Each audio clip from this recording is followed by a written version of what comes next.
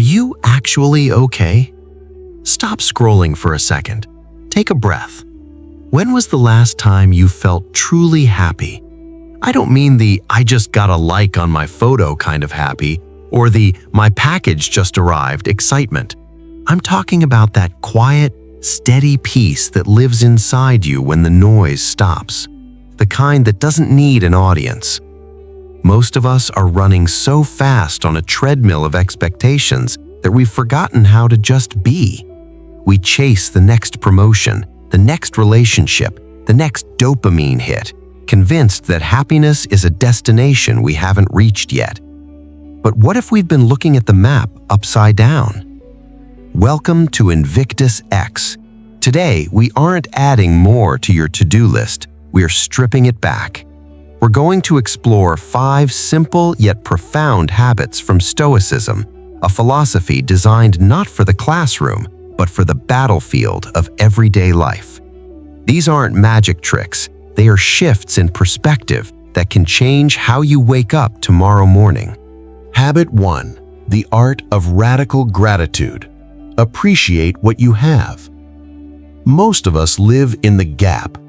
It's a psychological term for the space between where you are and where you think you should be. We look at our car and wish it were newer. We look at our job and wish it paid more. We look at our bodies and wish they were different. This constant state of lacking is exhausting. It's like trying to fill a bucket that has a hole in the bottom.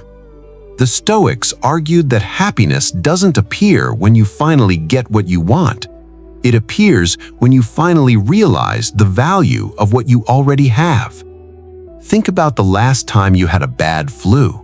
Remember how desperate you were just to breathe through your nose again? You promised yourself that if you just got better, you'd never complain about anything again. But then you healed, and 2 days later, you were annoyed that the Wi-Fi was slow. That is the human condition. We normalize our blessings until they become invisible. To break this cycle, you don't need to pretend everything is perfect. Gratitude isn't about toxic positivity. It's about recognizing that despite the chaos, there are anchors in your life. The warmth of your morning coffee. The fact that your lungs are pumping air without you having to tell them to. The mistakes that taught you resilience. I remember reading a story about a wealthy businessman who saw a fisherman relaxing by his boat in the middle of the day. The businessman asked, "Why aren't you out catching more fish?" The fisherman replied, "I've caught enough for my family." The businessman, frustrated, said, "But if you work harder, you can buy a second boat, then a fleet, and eventually you can retire and relax by the sea." The fisherman smiled and said, "What do you think I am doing right now?" We often destroy the present moment in service of a future that promises us the exact peace we are currently neglecting. Stop waiting for the big win. As Seneca wisely put it, he who is contented with what he has is rich. Marcus Aurelius reminds us, the happiness of your life depends upon the quality of your thoughts. If you focus on what is missing, you will always be poor. If you focus on what is present, you are already wealthy.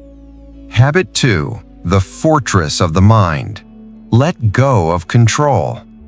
Here is a hard pill to swallow. You are suffering because you are trying to control things that simply do not belong to you. Epictetus, a slave turned philosopher, taught the dichotomy of control. He said that some things are up to us and some things are not. It sounds simple, but we violate this rule every single day. We scream at traffic. We obsess over what a coworker thinks of us. We replay awkward conversations from 5 years ago. Imagine you are an archer. You can choose the best bow, you can train for years, you can aim with perfect precision, and you can release the arrow with flawless technique. That is up to you. But once that arrow leaves the string, a sudden gust of wind could blow it off course. The target could move.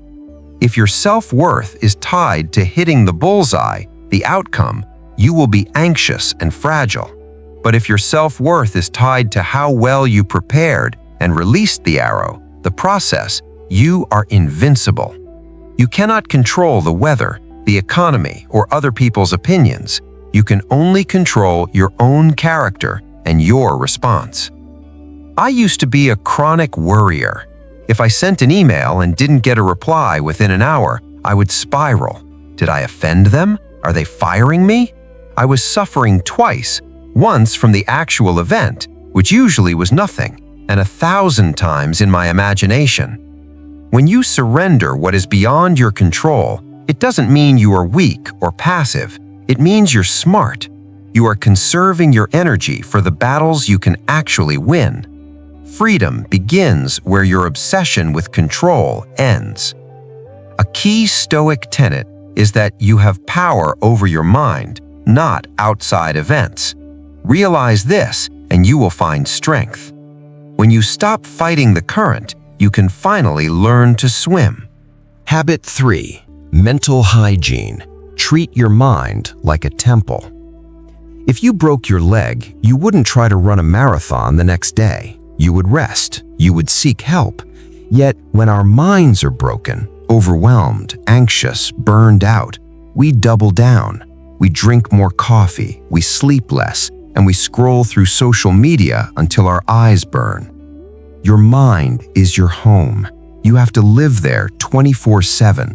If that home is cluttered, noisy, and dirty, you will never feel at ease. In our hyper-productive world, silence is terrifying. We fill every gap with noise.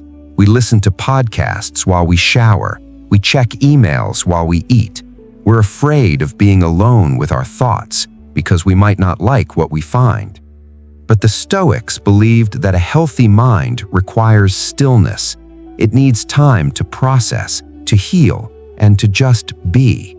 This isn't about being lazy, it's about maintenance. Spend 10 minutes a day doing absolutely nothing. No phone, no music, no meditation guide. Just sit and look out the window. Initially, your brain will scream at you. It will remind you of your to-do list. But eventually, the dust will settle. You will realize that the world keeps spinning even if you aren't pushing it. A clear mind is a powerful mind. As the video suggests, feed your mind with good ideas and protect it from the junk food of negativity. Habit 4. The circle of influence. Curate your company. There's an old saying, "Show me your friends and I will show you your future." The Stoics took friendship very seriously. They believed that emotions are contagious. If you surround yourself with people who are constantly cynical, gossiping, or complaining, you will eventually inhale that smoke. We all know that one person. You grab coffee with them for an hour, and you leave feeling like you need a 3-hour nap. They drain you. They find a problem for every solution. Yet we often keep these people in our lives out of guilt or habit. Marcus Aurelius advised us to choose companions who live with virtue. This doesn't mean you cut off everyone who is struggling. That would be cruel. But it means you are intentional about your inner circle. Who makes you feel lighter? Who challenges you to be better? Who listens to you without judgment? It takes courage to step back from relationships that no longer serve your growth. It's not about being superior, it's about protecting your peace. You cannot heal in the same environment that made you sick. When you surround yourself with kindness, ambition, and honesty, you naturally rise to that level. Seneca offers a profound benchmark for our relationships and integrity. You should live in such a way that there is nothing which you could not as easily tell your enemy as keep to yourself. Surround yourself with people who encourage this level of transparency and honor. Habit 5. Live in high definition. Presence over pixels. We are the most documented generation in history, yet we might have the fewest real memories. We are so busy proving that we are living that we forget to actually live. If you go to a concert today, look at the crowd. It's a sea of glowing rectangles. People are watching their favorite artist through a 6-inch screen, recording a shaky video they will never watch again, just to post it for people they barely know. The Stoics believed in living in accordance with nature.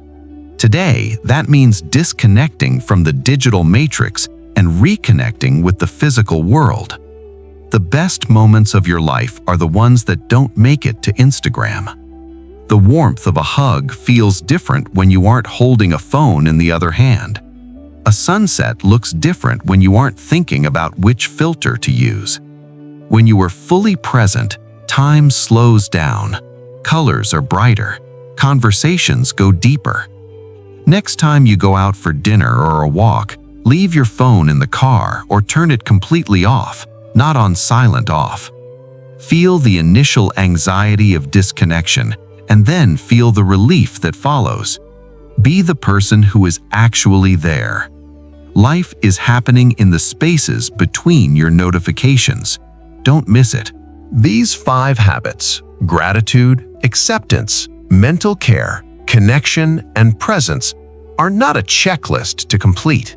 They are a practice. You will fail at them. You will get angry at traffic. You will doom scroll at 2 a.m. You will complain. That's okay. The goal isn't to be a perfect Stoic sage. The goal is to be a little bit better than you were yesterday. To catch yourself when you spiral. To breathe when you want to scream. To look up from your screen and see the sky. Life doesn't change by wishing for it. It changes with awareness, discipline, and the courage to look inward. Your peace is already there, waiting for you to clear away the clutter. This is INVICTUS X. If this resonated with you, I have a small favor to ask. We're building a community of people who want to live deeper, more meaningful lives. In the comments below, tell me, which of these 5 habits do you struggle with the most? Let's talk about it. Don't forget to like and share this with someone who needs a reset. Keep walking the path.